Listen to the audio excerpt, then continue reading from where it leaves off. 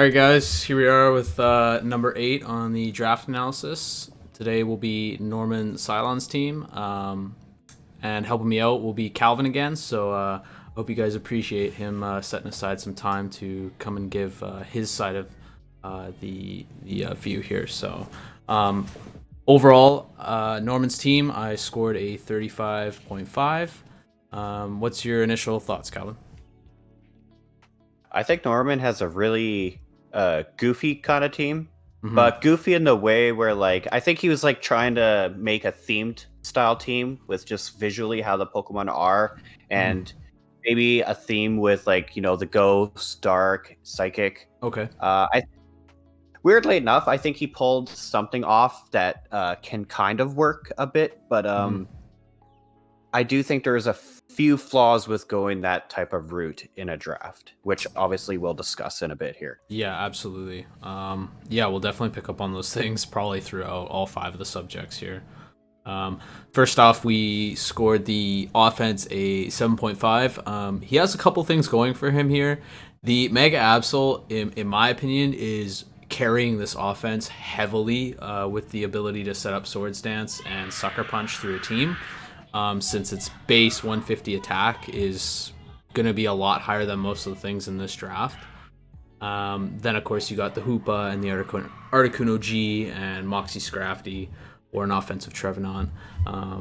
What do you think is holding up this offense here? Well, like you said, Mega Absol is really great. That base 150 attack is so strong. The underrated special attack, though, is kind of the kicker, especially in draft. That's going to really especially having Fire Blast on there as well. Fire Blast and Blizzard. Yeah. Who needs Hidden Power Ice when you've got that move, right? Yeah. So under the right circumstances, it could be used really well. And Hoopa, I think that is such a cool pick, especially in this tier. And how his team is with the sticky webs primarily. Right. Hoopa's going to be able to do so well also with mixed attacks. Mixed attacks. Obviously, it's more special oriented, but it still does get good physical, and the coverage is insane on him. Yeah, I mean, Hoopa's got Nasty Plot, Energy Ball, Thunderbolt, Shadow Ball, Fire Blast, Gunk Shot. It still has access to Hyperspace Fury, Hyperspace Hole, Ice Punch, Fire Punch, Drain Punch. I mean, the list goes on. Yeah, it's pretty overwhelming, especially if he does his prep right and just kind of make sure he's covered everything. Also, there is the Scrafty, which we all know Scrafty. He's got some cool sets that he can run, like Bulk Up, Dragon Dance, or even if you just want to kind of run like a coverage set with Life Orb or something, he can pull that off. And Rest Shedskin as well.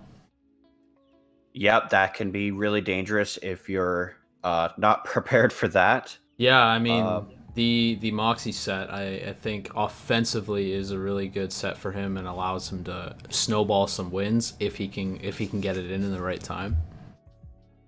Exactly. So if he plays smartly, say gets early game rocks, webs with his Smeargle, in combination with Ferroseed Spikes or whatever, able to prevent defogs and with competitive users everywhere, and Magic Bounce and such, whittles everything down with Mega Absol and Hoopa's coverage, and then just has that Moxie sweep in the back. Yeah, that could actually lead to some pretty good wins if done correctly. Yeah, it could give him a pretty high differential if, like you said, if he can do it correctly.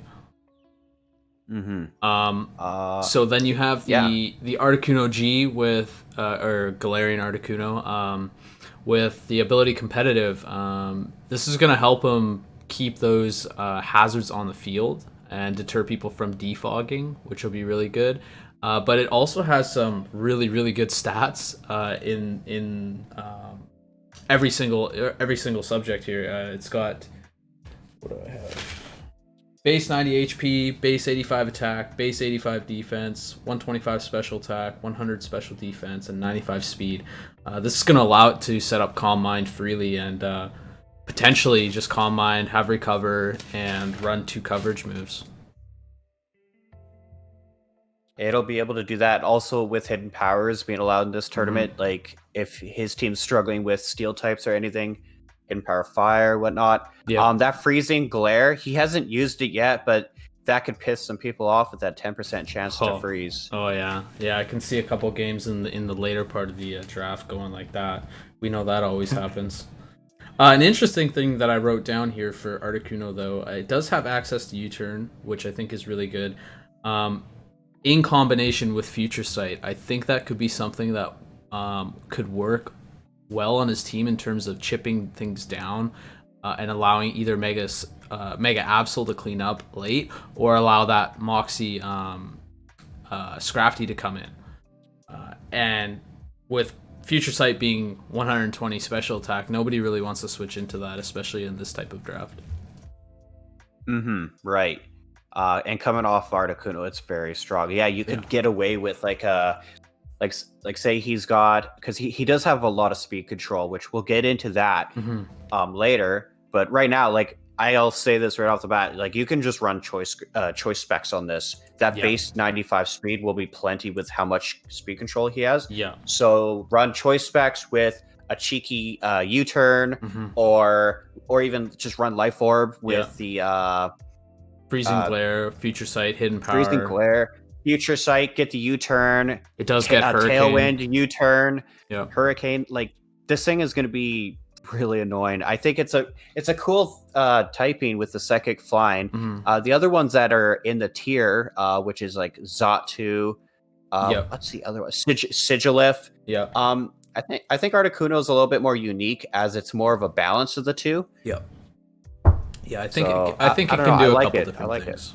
I think it's a pick that hasn't hit its peak yet in terms of what it can do. I'd really like to see Norman utilize that.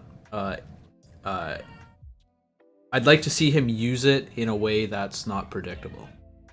In a way that you're never going to know what set it is, not just your typical choice specs. I mean, choice spec set might just be the thing, though, to chip teams down enough for him to have Mega Absolute clean up, or Hoopa or Scrafty, right? And well, if you were even watching his previous game there, like he was running some wild stuff, man. Reflect with the weakness policy, and he had dual wing beat on there, like.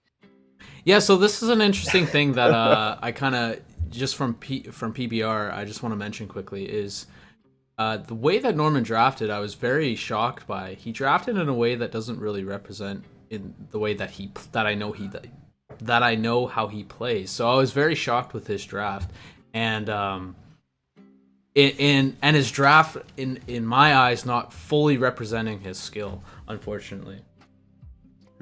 I didn't even know you knew Norman. That's interesting. Yeah, no, I knew Norman from PBR, and he's very good. So I was not to say this draft is bad. I just feel like it doesn't match the same playstyle that I know that he plays. Which is very setup heavy, and yes, he has a lot of hazard setup, but I wouldn't say so much as in like set up and sweep a whole team. Besides the Scrafty and maybe the Mega Absol. Right. But last on the offensive end, I would probably mention Trevenant here, which can be a really strong offensive threat.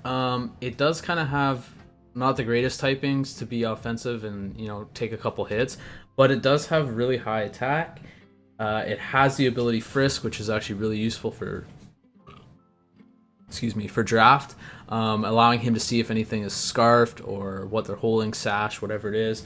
But he does have access to the new move Poltergeist, which is a great stab move for a ghost type physically.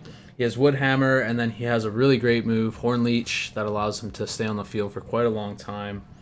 And then, of course, he has either Harvest or Natural Cure, which he can run different offensive sets with.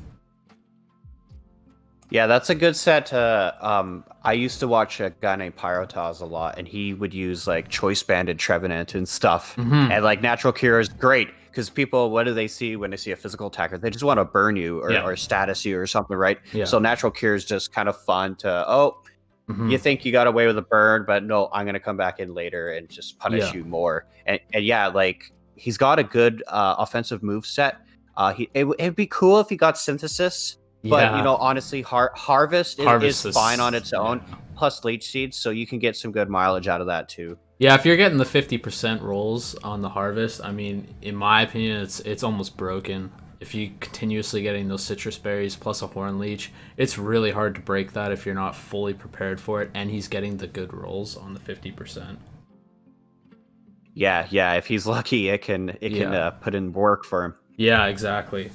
But onto the defense, I scored a 7. Now, I think this could have been maybe a little lower, but he does have some things going for his defense that could be hard to break if people aren't coming prepared, i.e. the Pyukamuku. If you aren't coming with Toxic to deal with this thing, it's probably just going to wall you out. Especially with its ability to have Unaware, to Soak and then Toxic.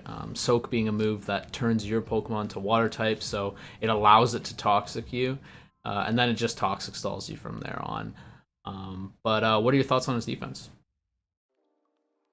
Yeah, so looking at a team like this, it's so easy to just look at it and be like, well, he doesn't have any walls, so he's going to have low defense. But you got to kind of take the theme of the team and understand, like, how he's going to be getting his wins in his matches. Yeah. This is a hyper offense team.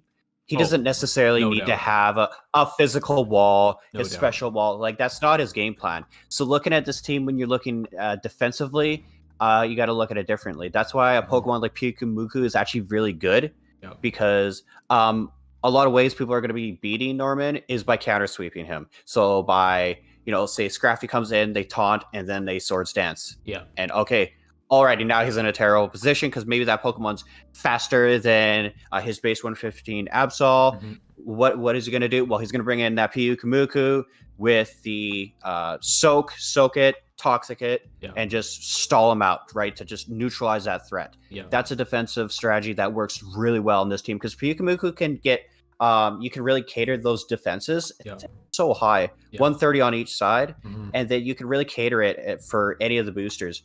The only problem is like you are dealing with just a water type, so it's not going to be able to deal with everything. It also doesn't have any attacking moves, so like we said, if an opponent is coming prepared, they're coming with taunt, and it's going to be able to shut this thing down.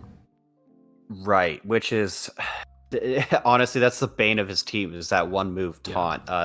Pharaoh Seed also suffers from that.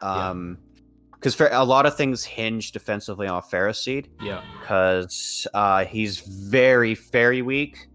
And that is his only fairy resistance. Yeah. So, and that thing is very easily taken out by, coverage like Hit Power Fire or any fire move and taunt.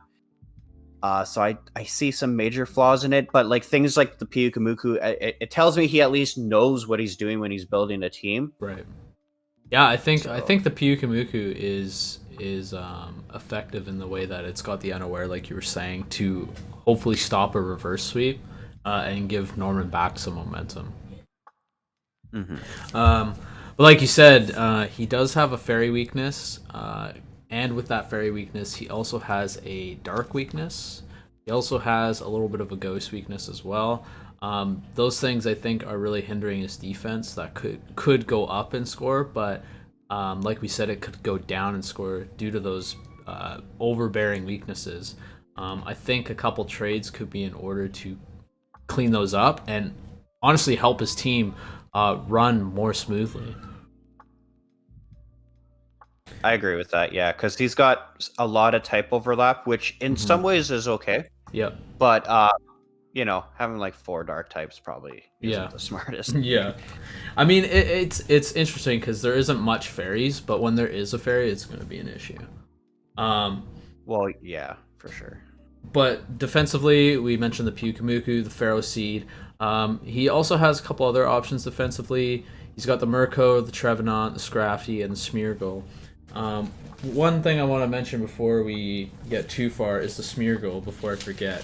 Now, I actually did a lot of research on the Smeargle here in sets that he could run. That because I think with Norman's team, not being predictable is going to be really is going to work out well for him if he can mix up his sets.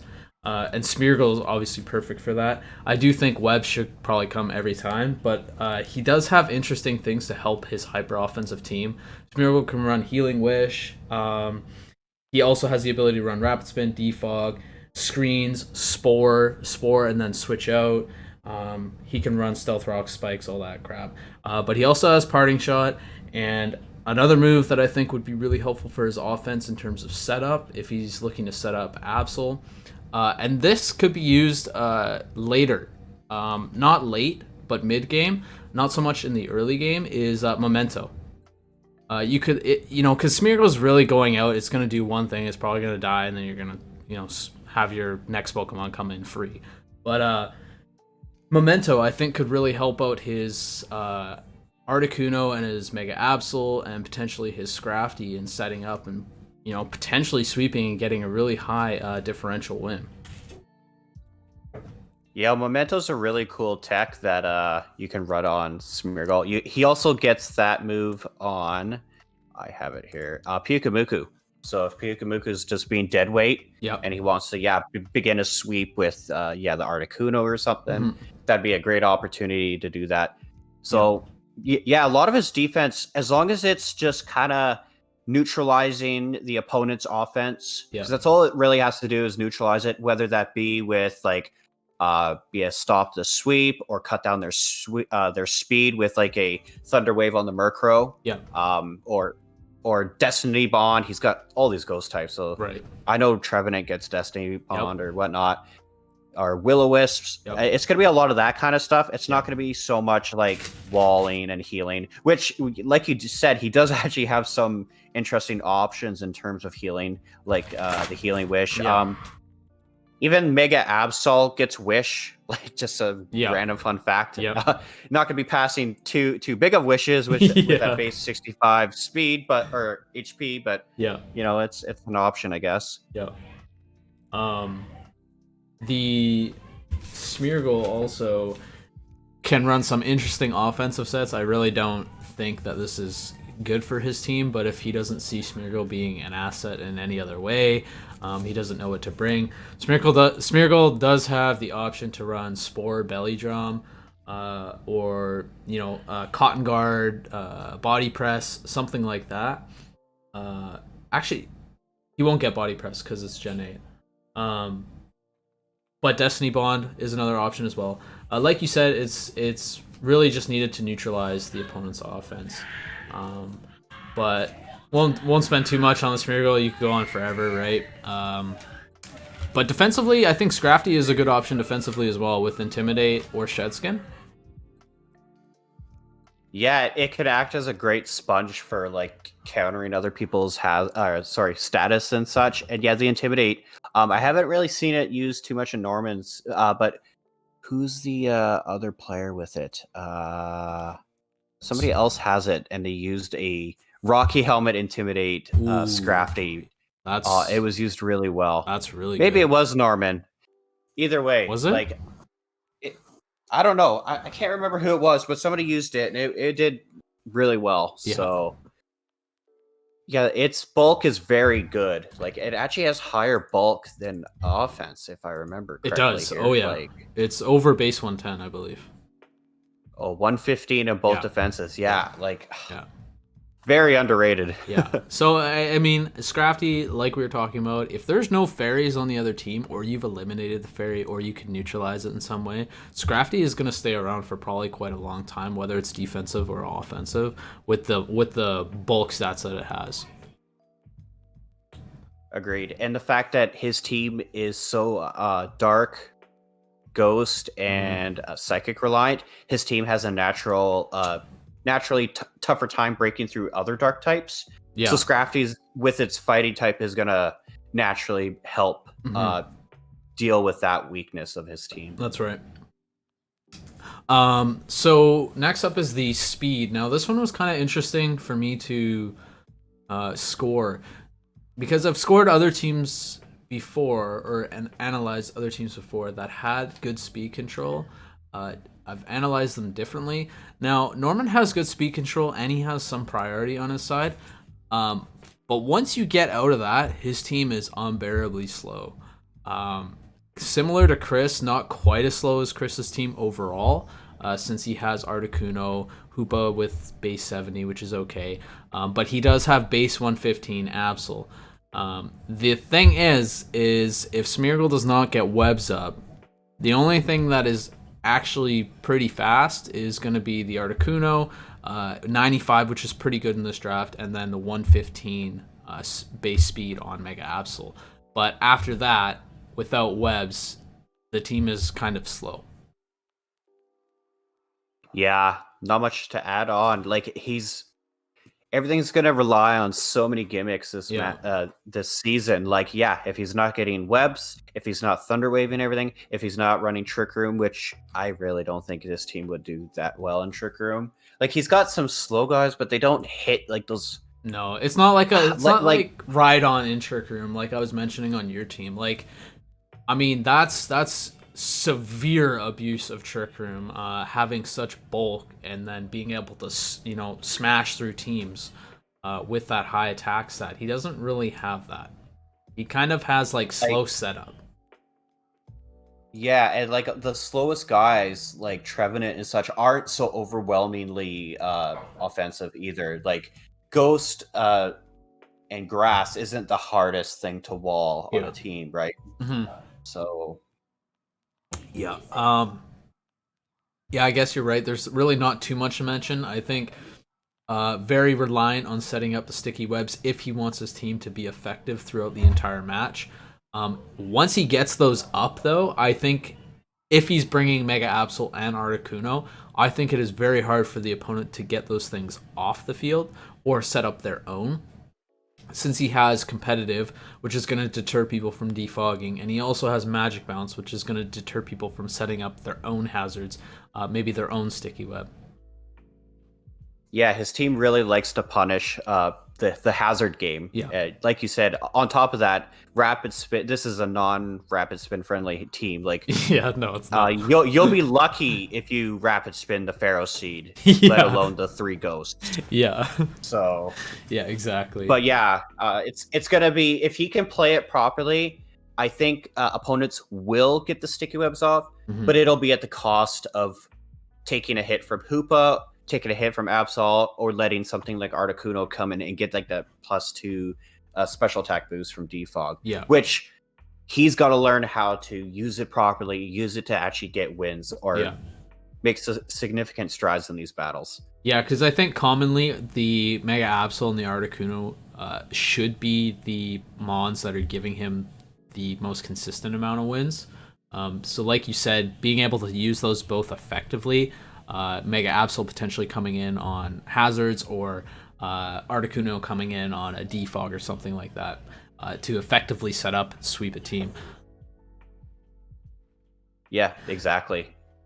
Next up, we have hazards. Now, we kind of got into this a little bit just a second ago. I rated an 8 because, as Calvin said, this team really punishes people for trying to set up hazards or trying to get hazards off the field. Yeah, like literally, he has every single hazard imaginable in the game with Smeargle. On top of that, he's got a Pharaoh Seed with spikes, stealth rocks, and then he's oppressive. He's got magic bounce, competitive, ghost types, rocky helmet.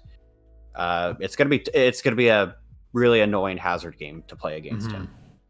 So with that said, on the hazards, on him punishing people for trying to set up hazards or take away hazards, if, for example, Mega Absol goes down, he doesn't really have a defogger besides Murkrow. I think Articuno does get defog, but I don't expect him to run defog on Articuno, which I think is one of his best offensive mons here. But then running it on Murkrow, while it does have the Prankster, so defog is going to have priority, Murkrow has terrible defensive stats. I don't see it lasting too long. It's not really like a Sableye where it can kind of cripple you and stay around, linger, be annoying. It does get T-Wave and Toxic, but it's just its base stats are really low.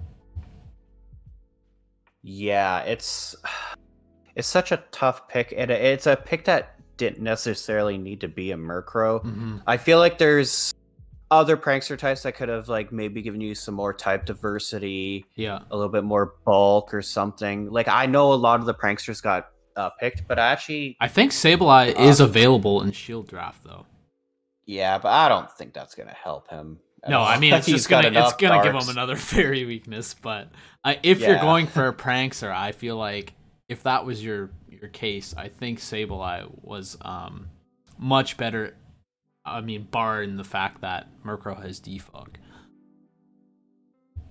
Sableye, or you know what? Here's an outlier. I'm not sure if I'm pronouncing it right here, but Illumise or Illumise or the bug thing. I know what you're talking about. That would have been some more type diversity. That would have been something that could actually pressure dark types. Mm-hmm. Just something a bit different that's not just adding on to the weaknesses that don't need to be there. Yeah, I think while we're on the Murkrow, I think this is one of the mons that could be traded to get something that's going to be, or that's going to help Norman's team be more consistent. Right. And it's such an easy trade. Like, I'm looking through the list. I'm not seeing many like good fairy types or anything that he could really go for, because that's the thing. If you wanted a fairy in this draft, you had to get it pretty quickly. So, but there is Komala sitting in there. Now he is weak to ghost types. So, and also having wish passing, and just in case, having a reliable rapid spinner in there could be something that's useful for him. Yeah, that would be a good one. I would agree with that. Mm-hmm. Yeah, not. Or maybe a Silvally. Silvally Steel is available in the shield section as well. Silvally. Wait, what? Yeah. You got. Oh my god! What the hell? Oh, Calvin's making a post. Somebody needs to draft Silvally Steel. Why did nobody pick it on your guys' side? I haven't really looked at your guys' side actually that hard. Yeah. That's hilarious. If I didn't have an earthquake Fairy's gone, I'd be drafting it, but anyway, moving off the Murkrow here, we have for the last we have is momentum. So his momentum is interesting. I think it's very inconsistent, I would say, since he doesn't really have any U-turning or volt switching besides the Articuno Galarian. The momentum is kind of based off Snowball Winds, and the Snowball Winds is coming from either Swords Dance, Mega Absol, Calm Mind, or competitive Articuno, or Scrafty, Moxie, or just Hoopa cleaning up. Other than that, he doesn't have super strong momentum. Once he gets in disadvantage, I feel like it's hard for him to get out of disadvantage. Yeah, I think a lot of his momentum is just going to come down to what you brought up earlier, which is his creativity and just his willingness to try and stay on top of new sets. Because the second he becomes complacent or starts bringing similar sets, like, he's going to get 6-0'd viciously. People are just going to eventually learn, okay, he's always bringing Sticky Webs, or okay, he's always relying on Thunderwave Murkrow. Okay, he's always like, you're gonna have to change it up a lot and just keep people guessing. Like, don't just lead Smeargle every time. Because as soon as you can catch your opponent off guard with like a weird trick or something, and then get something in, like, that's where it's going to be. You're just going to have to find those opportunities and create them for yourself, or else. Absolutely. You can say that with every team, but this team is so. It needs it. It needs it. Yeah, because it doesn't have anything else going for it, unfortunately. Like, it doesn't have anything like raw. It's just you got to have that creativity and build upon it. I mean, he has strong mons. I just feel like you said, the way that he built this team around, it may be kind of wacky or goofy, and like you're saying, he's very reliant on getting those wacky or goofy things off. And it's just like, if he plays like a standard game of Pokemon, like, because the way I'm always looking at games is I look at the team styles and the player, and you take everything together. I'm looking at Norman. I don't know him much as a player. I'm looking at this team. I'm trying to think of the strengths. What I see as the strengths is the getting those creative moments off and getting a wild sweep off. I don't see him having a 60-turn slugfest with me or Jonas. That's never going to happen. Yeah. You're going to get destroyed way too fast. Your best games are going to be fast. They're going to be catching your opponents off guard. Yeah, absolutely. Let's sum it all up. I gave them 35.5. Like I said, you guys, these scores are not be all end all. We're not Pokemon gurus. I mean, I would maybe consider Calvin a Pokemon guru, but like I said, 35.5 is not bad at all. And to each their own. Anybody who wants to draft a certain way is totally allowed to do that. But as for some things that I think could help this team, maybe trading away the Murkrow to give something for his team that could be consistent. Calvin, do you have any advice before we wrap it up? Yeah, I haven't looked too much into your team, so I don't have any advice that I would want to give you at this time. But do what Simon did, maybe. Yeah. If you actually want to make any changes. Yeah, exactly. Exactly. Just ask the group. Like, so many guys are just bored. Like, I know I get bored, and I'll just be like, oh, what's the group chat going? Yeah. Oh, Simon wants some advice. Sure, I'll just sit here for an hour just looking through things. You got the different time zones. You got Robin hanging around all the time too, right? So just ask, and like I'll take a look. I'll comment later and see what I think but he definitely could use some trades. That's for sure. Yeah, I think so as well. But anyways, guys, I hope you guys enjoyed this, and I hope you guys enjoy Calvin coming out here and giving up some of his time on his busy week. So I hope you guys thank him in the end, and I of course always appreciate you guys for coming out and watching these. Thank you.